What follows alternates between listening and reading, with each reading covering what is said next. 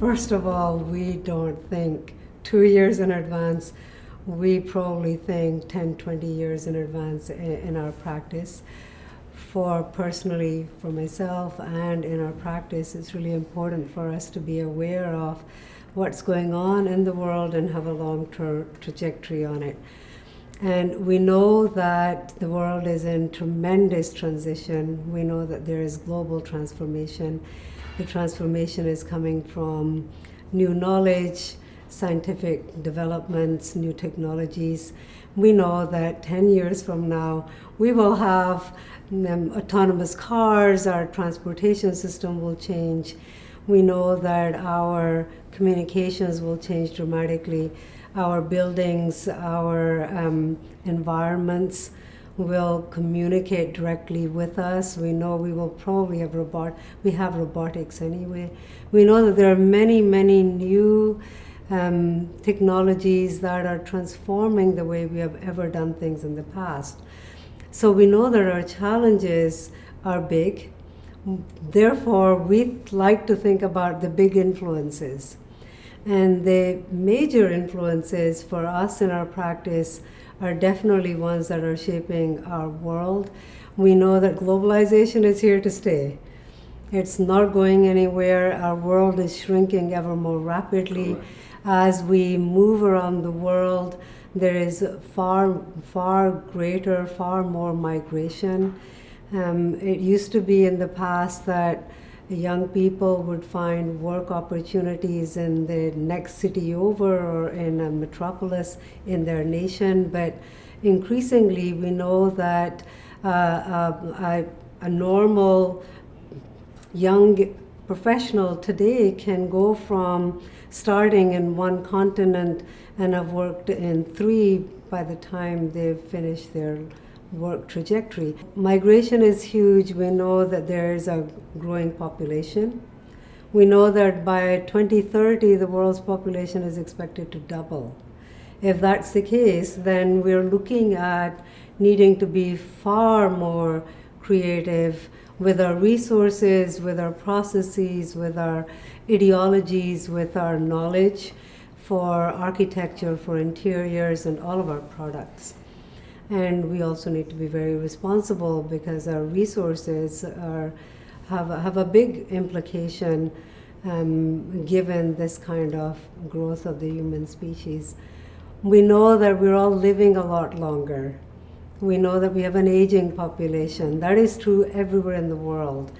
And that means that in our work environments, in our communities, in our educational environments, airports, any single function that we design for, we have to be concerned with a much larger variety of demographics than we have ever done before.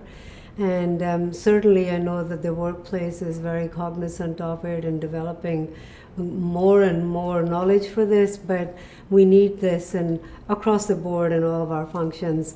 And so in the work environment, we know that we can have everything from a 75-year-old to an 18-year-old in the workplace with different capabilities, comprehension, skills, mobility within the office, health.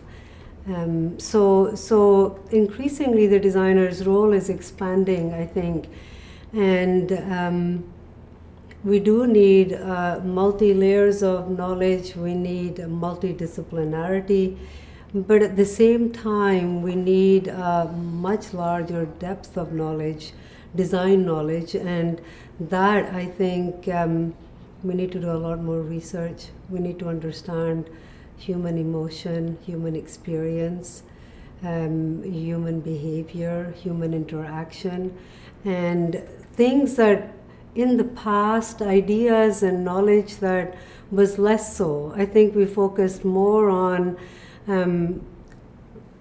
fashion, regular fashion, fashion-forward statements, cycles of change that were more stylistic. So lifestyle, I think, is very different in the next 10 years.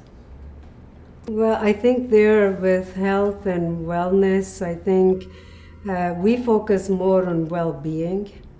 because our environment shape who we become, the beings that we are. And for that well-being, we think that the big shifts that have taken place is, up until now, we were very much reacting to good health. And it was always a reaction and an after the fact consequence. But increasingly, there is an approach toward preventive health, taking care of what our health is on a day-to-day basis. Everything from the very young. I think our teenagers are as concerned with good health as much more senior people in our society.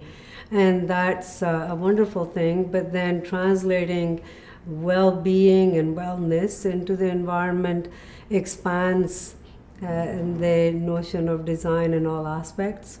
So thinking about the right quality of comfort, light levels, sound levels, textural qualities, an environment that allows for an individual to get up, move around, that prompts and prods the individual to think about, to not lose attention with their whatever activity, whether it's work or I'm cooking a meal, whatever function, because we in our practice, we have a diversity of clientele. We design for the hospitals, we design for educational institutions, for corporate office, for showrooms, retail. We have a small percentage of residents. So we think about these issues as similar in all functions.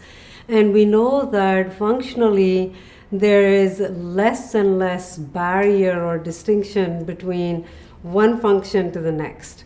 There are large overlaps, and the overlaps begin to allow us to be more relaxed, to support our innate approaches to what we do and how we feel.